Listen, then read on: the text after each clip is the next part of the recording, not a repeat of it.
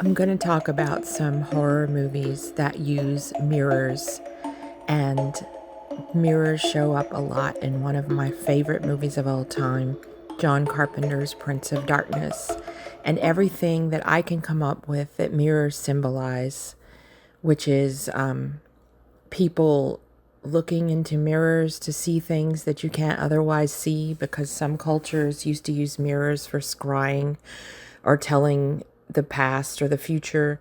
And then a mirror symbolizes a portal. We literally have had a metaphor since at least the 1900s of through the looking glass, which means that everything is backwards or everything is strange. And all of that happens in this movie. But let me get a little synopsis in case you haven't seen it. There are some Spanish monks. They moved to California 500 years before the events of this film, which takes place in 1987. And evil monks in a horror movie, they always have to be from Spain. Oh my corazon. And they bring with them a jar of the devil, which is a green liquid. And there's not just a devil, there's a devil's dad, but he can't get into this world. And these monks, they're called the Brotherhood of Sleep, because every time that you go to sleep near this jar of Satan, you have the same dream. And the dream is this videotape and a voice saying, "This is not a dream. This is a warning from the year," I think it's 1999, and you see this figure in a doorway. So the devil starts acting differently, and the priest that's left in charge of it, of course, is Donald Pleasance, and he contacts Victor Wong at UCLA to bring in a bunch of PhD students in physics and several other groups from other disciplines to try to figure out what this thing is doing, to prove to everyone that they physically have the devil in a jar through science, so that I guess that they can get backup from the government and that also the scientists can stop it.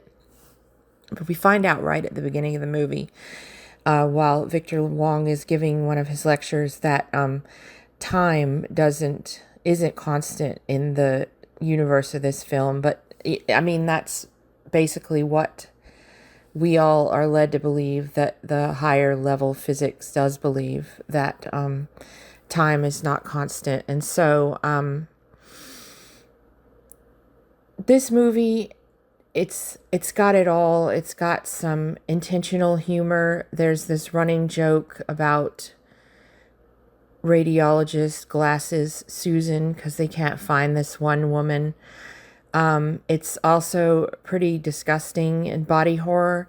She gets shot in the face by the liquid, and it's like, if you remember this chloroseptic that everybody used to spray in their throat in the 80s to get it numb when it was sore, that's what it reminds me of, because she gets sprayed in the throat with the devil green liquid, and then it goes from person to person in the group trying to study this phenomenon. If you're not careful, then the next person sprays you in the throat, and they're all possessed until the devil gets to the person that he actually wants to possess.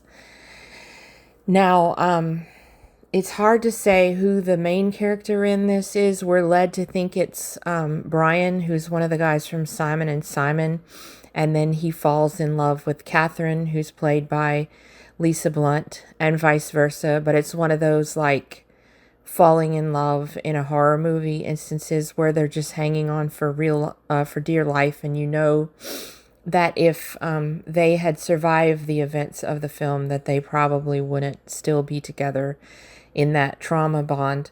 But then Donald Pleasance is pretty important. He's experiencing a crisis of faith. Victor Wong is the only one that's got any sense. And Dennis Dunn, who was in Big Trouble in Little China, is just funny all the way through the film, even while Alice Cooper who's outside the church as a homeless man that's leading an army of homeless stabs a guy to death with a bicycle, and another guy turns into a bunch of beetles in a suit. I think that might be the scariest thing in the movie. He says, I've got a message for you and you're not going to like it. Pray for death. And then he just turns into beetles and the suit falls to the ground. If you've seen it, you'll never get that out of your mind.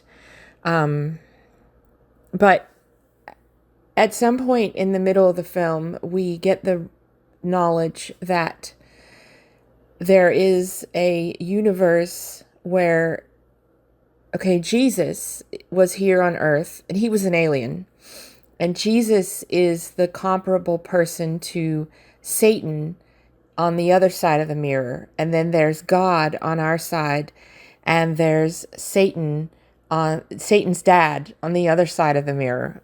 And, but it's just like what we learned in physics in high school about there being every action having an equal and opposite reaction. So there's everything that's good, there's something that's equally bad. But until this point in the film, they've all been locked behind this other mirror universe. But when Satan comes out of the jar and finally possesses the woman that he wants to possess, then we start getting these images of people using mirrors. There's a man that's possessed, but he's still kind of hanging on by a thread because of his religious belief, and he's looking into the mirror and crying. You don't know if he's seeing his evil self or he doesn't like the way that his good self has turned.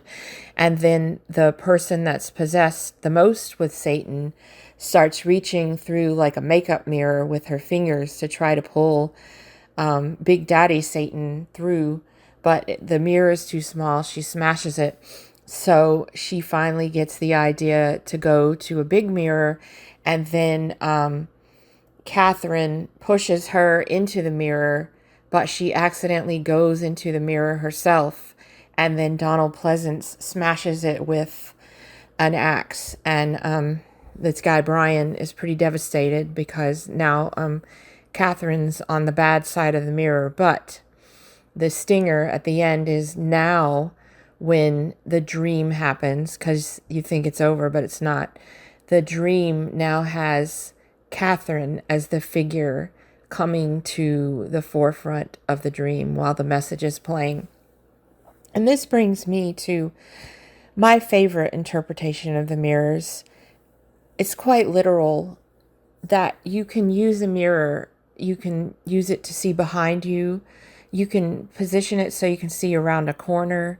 You can see under things. You can understand why people would have gotten the idea that they could see the past or the future in a mirror, because you can use it to see so many things. You can put them together and see through a telescope, and a lot of the light you're seeing in a telescope is from the past.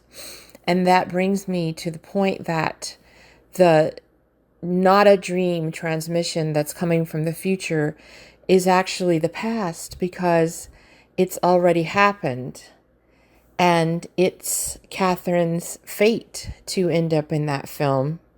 And we know that John Carpenter likes to play around with fate, because way back in Halloween, he had Laurie Strode sitting in English class deconstructing two fictional books that they made up the plots for the movie.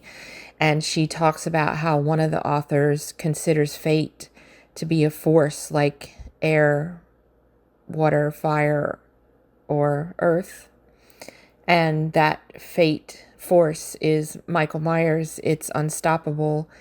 And I think it's the same case in this film. Whatever was going to happen in the future, that someone in the future is beaming back into dreams starting 500 or 2,000 years ago, or whenever they got Satan in the jar, that's always the past and the future at the same time. And so a mirror is showing you things that you can't see. But specifically, my main use for a mirror is to look behind me when I'm driving. And it might as well be magic, you know? So that's the way I feel about this movie. I love it. I could talk about it forever, and I think it's definitely my favorite John Carpenter movie. It's the first one that I really liked, but I have come to appreciate some of the others, and I don't think it's the most popular among his movies, but if you haven't seen it lately, I think it's time to take another look and tell me what you think about the transmission from the future. And wouldn't you like to see like a whole film of that? The way that we got to see a whole film of the film that, for example, Sadako or Samara made in the ring. We could see the whole thing. If I could see the whole director's cut of that transmission from the future, I'd be pretty happy as a horror fan. So, I'm thinking about other movies with mirrors. I think there's one called Fear No Evil from the 60s that was a TV movie. And there's definitely Mirror, Mirror. But it's got to be a pretty heavy topic in some other horror movies. So if you can think of any, let me know. And have a good night. And hope you don't have any nightmares. And hope I don't too. Bye-bye.